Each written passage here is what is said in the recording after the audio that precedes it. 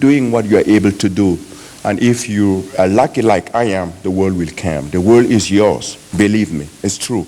This was London. I met, like a couple of weeks later, Elton John. He just came to hug Francis. I've been visiting all that, Sir Elton John, being visiting. This is the best pavilion I've ever seen. I have been there 10 times. I was saying, wow. And Prince Harry, like in another, came to hug me and say, it is so amazing. I said, wow, look at what an African boy from Gando or Sudan or Khartoum can do. You know?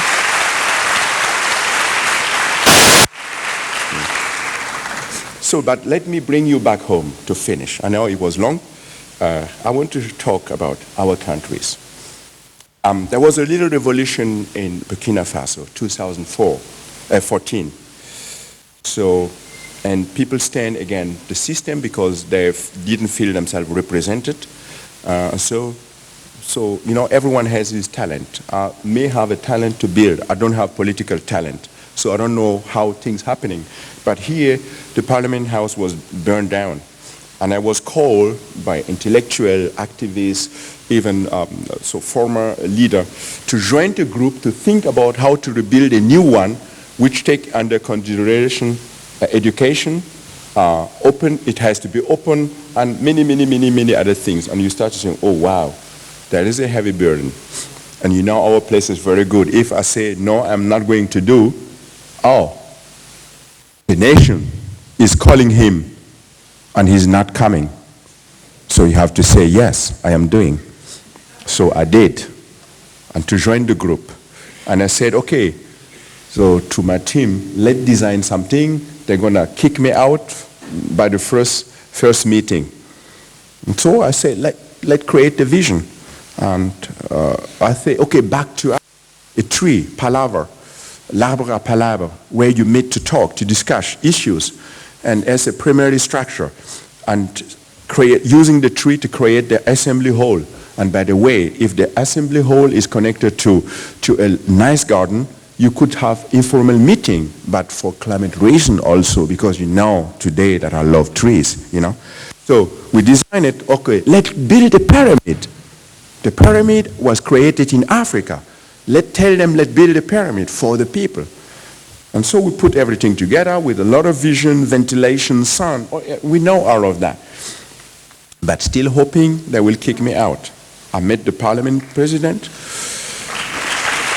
Yeah. I met him, he looked at to the design. No, first I met the group that hired me, and I said, Francis, no leader in Burkina will accept a design like this. You want the people to climb on the top of the parliament and watch them. No, I mean, in Ouagadougou, there is like 2 green places. There's one roundabout and the the football side of the American embassy. You can see from the top. And people go to this roundabout after celebration, after Hajj, to take pictures. And I said, let's create a huge public space for these people to just celebrate, marry us, and have pictures. They told me, no leader will accept. Okay, but go and meet the parliament president. He was looking to me. It will be their building, they will protect it. So that was those naive ideas that I had. But then there is no money. We did a lot of things. It's really nice, like the excavating it to create a place for a memorial and a lot of ideas. Then we start to struggle. And I think it was Andrea Maretto in the office that told me, Francis, I have an idea. He knew that I met Obama, that I'm trying to work for his family. And then the American in my place, in my office, they knew about it and they were so overexcited they wanted to publish the picture. I said, hey, I'm sorry. I don't want to be, everyone think that I'm successful because I'm standing with Obama. I don't want you to publish. So I hide the picture and they asked me for permission to take it. They just cut me out. And then I came and he was, everyone was happy. This Mr. Salif Diallo with Obama shaking hand. He told me if he see this and he know if he build it, we could show the pride of Africa. So if he see that Obama is standing him, maybe he will be creative to find money for the project. So here there is 2 ideas. So again, the focus to the West, to the powerful nation, and then instead of looking to ourselves. But it was very successful. Mr. Salif Diallo even came to Berlin late in February, because he really loved it. But then the issue was money. And then he says, if we do these pictures in the office, we could show to have money. We keep fighting. And one day I come back to the office, and then the office knew my attitude. But then people look to me and say, Francis, the US has a new president. Maybe we have to change the pictures. So we don't go so far. Thank you very much.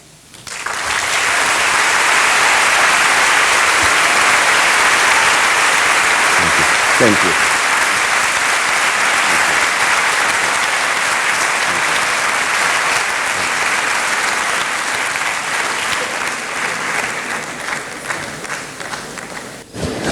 Big round of applause another time, please, ladies and gentlemen, for our architect, Mr. Francis Kéré.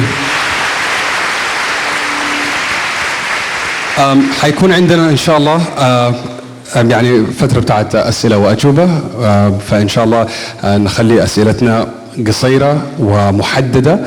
لو أي شخص حاب يعقب على كلام أستاذ كيري ممكن تعملوا كده عن طريق صفحتنا في الفيسبوك في السعف basically. ممكن تتكلموا هناك وتورونا أي حاجة، ونحن بالتأكيد حنوصل كلامكم للأستاذ كيري. بس عشان الزمن ضيق عايزين ندي فرصة لأكبر عدد من الأسئلة من كل زول موجود. We're going to have a Q&A session right now, and basically I just need from everybody around here to ask specific, concise questions so that we can have the most amount of questions in the limited time we have here with Mr. Kéré. Yes.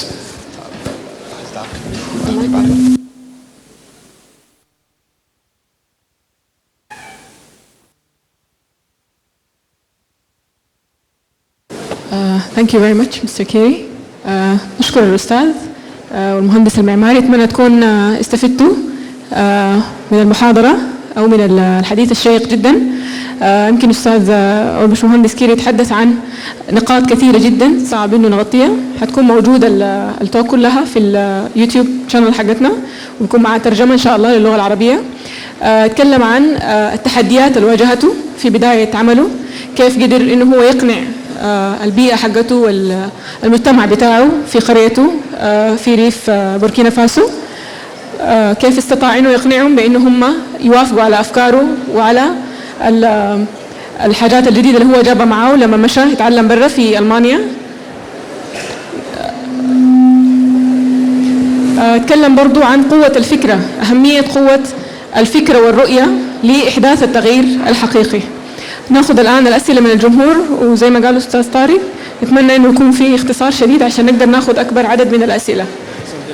رجاء أطلب منكم واستسمحكم الالتزام بالهدوء عشان نسمع الأسئلة جيدا، وإذا كانت بالعربي نقدر كمان نترجمها ونجاوب. حناخذ سؤال من تحت وسؤال من الإخوة الشباب والشابات الفوق كمان. فنبدأ من الأستاذة هنا حتمسك المايك وتمشي لنا. نبدأ من وين؟ من هناك؟ طيب.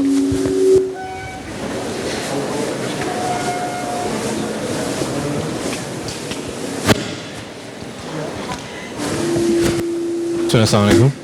Mohammed Asir, architect, Hegro Project Management, Dubai. I would like to thank Mr. Kéré first and the foundation here and all the attendants. We have been very delighted to hear all that. New formations, very creative, very straight to the point. So my question is, you have been studying, you attended education in Africa and so in Europe.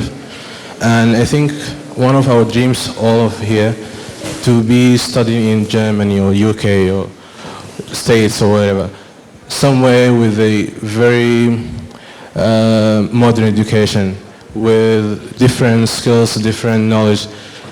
I need to know your idea. I would love to understand your idea about, you have been speaking about challenges. Everything here was a kind of a challenge for you to form a different and new kind of architecture in your village, coming with new ideas from Europe. What is your thinking about the challenge of educating this to the new generations of architects in our beloved Africa. This is a bit of a challenge for me, to educate people, to teach them, to help them to have this love for the country, for the new, not to be afraid to express, and all of these ideas. This is a bit of a challenge. What do you think is the most, applicable way to do this in Africa? To teach them how to be challenging, to express new things, and to connect architecture with people.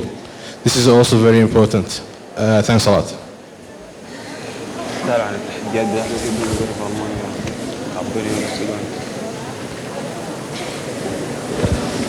ناخد سؤال تاني من فوق. Hi, Mr. Kéré. It's a pleasure to me to ask you. My name is Arch School. My question is about your technique back there in Burkina Faso. How you protect your clay wall from the rain. You said you have heavy rain, flooded water. So have you, during the process of building, how you protect your clay wall from the rain?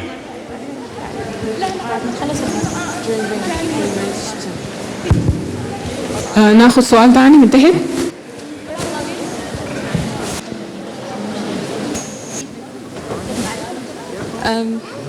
Mr. Kéré, I love your work. I think you make a role model for us all. I love how you engage the community in the design and the construction process, and also leaving them with a great experience using the space. So you are really inspiring for us as an architect and as a person. So I would like to thank you so much for that. My question is, modern earth architecture, or earth architecture in general, is really suitable for us here in Sudan. So do you think it is suitable for all the sectors in the community, or certain sectors? Or certain sector, and how we convince the community, the professionals, the government with this kind of architecture. Thank you so much.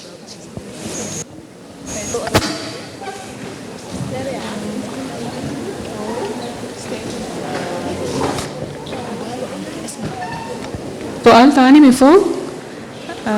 مستر كيري، بسأل كيف قدرت تعكس شخصيتك في البيئة اللي أنت موجود فيها؟ يعني كيف قدرت تتغلب على التحديات الموجودة وتكسر الخوف؟ بس بكل السؤال.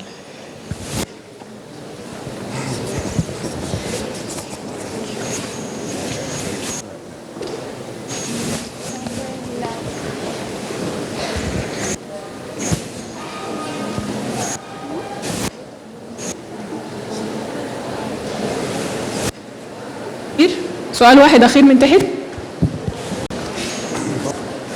Thank you very much. I am Shakur. First of all, I would like to appreciate the presenter for this very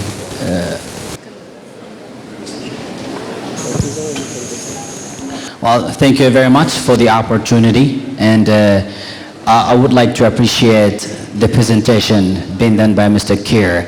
That's very appreciative. I have a very direct question for our architect in Africa, because when I walk in Nairobi or Kampala, I feel like I am not in Africa in the way how we put things architecture, and that goes also differently when I look at West Africa. I see that I'm in France sometimes.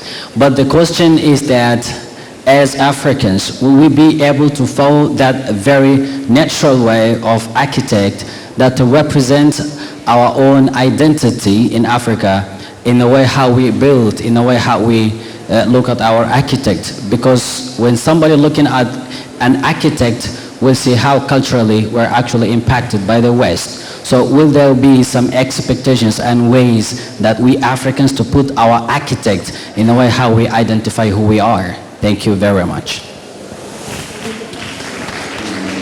اوكي شكرا. الرجاء من الجميع التزام الهدوء عشان استاذ كيري يقدر يجاوب على الاسئله. thank you for all the questions. I mean, it's quite a lot. I think some will be similar. I think the first question was about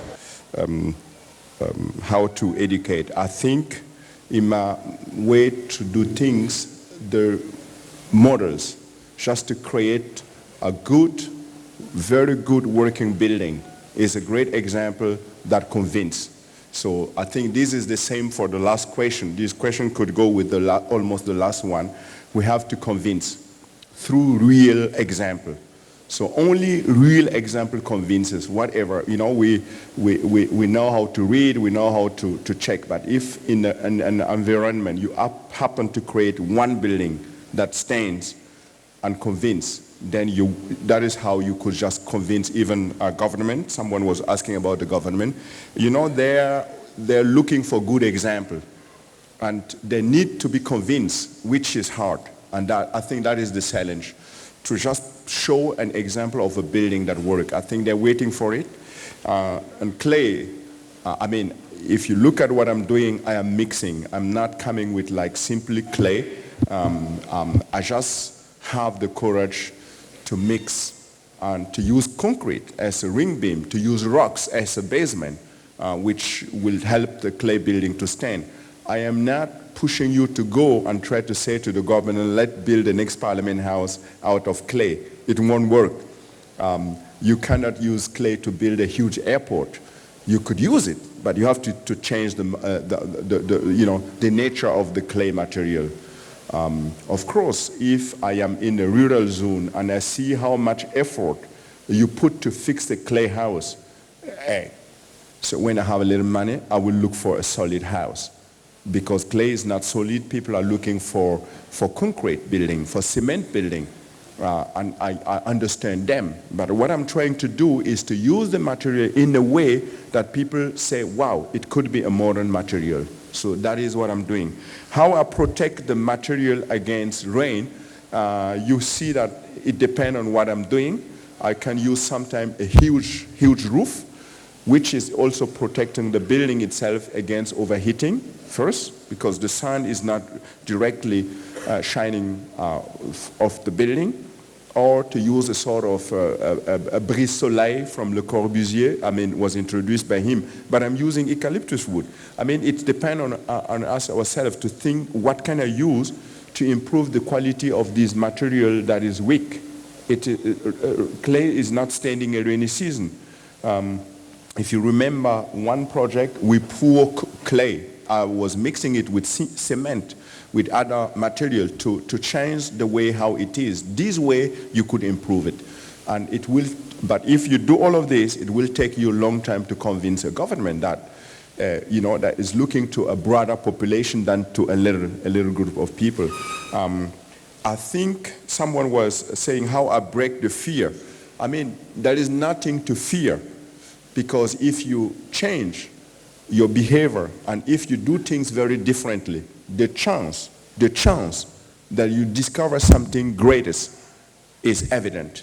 If you just sit and you don't try to change, you will never discover. And that's why I will say, don't fear. Why do you fear? So even the government is waiting for creative people. So if I travel, sometimes it happened that I have an award, like it happened in Amsterdam last week. I was there. And then, so someone came to tell me, the president of your country is looking for your mobile. He wants to call you and congratulate. I want to say you should not fear. You have to take your courage and to explain and to do a project. I think that is the biggest fear what we have, is ourselves, because we fear to step aside. Of course, a society needs. The society is waiting for you to do the first step to demonstrate that it works, and everyone will be your friend. I don't think that the government in Burkina Faso doesn't love my work. Every minister that I meet by flying together, Mr. Kéré, I know your work, I love your work. You know, I will retire soon. If not, I would have enough money, so you will build my next house. That is what I'm getting. It shows me that these people are looking for you to step and come with the new, the innovative idea. It's not easy, but Why are we existing? Someone was telling me, after the struggle, the challenge is the paradise. You know?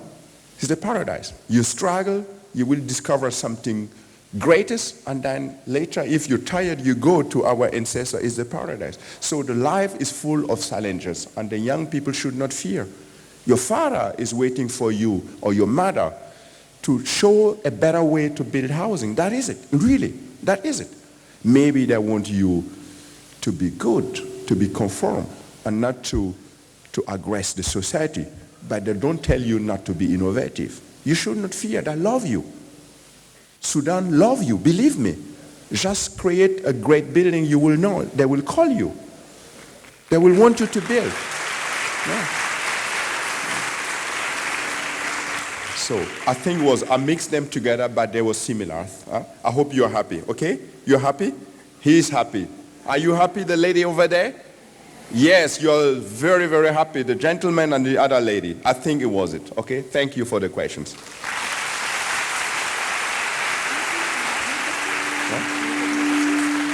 No, it depends, yeah. But I think, don't forget, we have to fly today, and no one trusts to tell you. And then we have a dinner.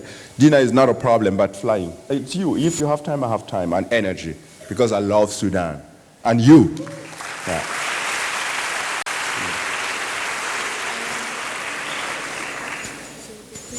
Okay. Yeah.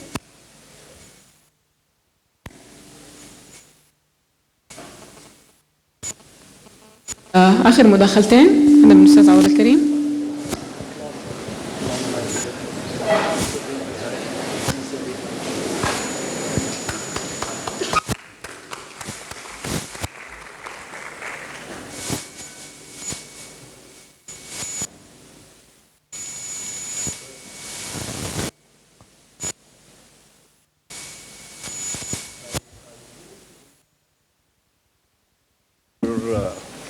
Creative lecture and creation.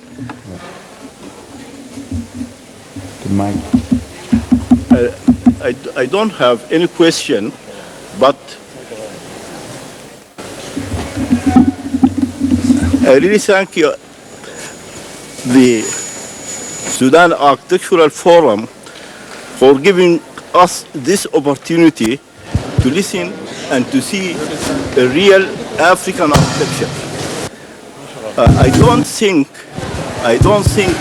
that this creativity was due to learning in Germany, but it is actually inherent in your good self and your contribution to Africa and mankind with all these different projects, mainly in education and going up the ladder to the parliament. I think this is great, and the only thing I would like to say is that asking all of us for a standing ovation.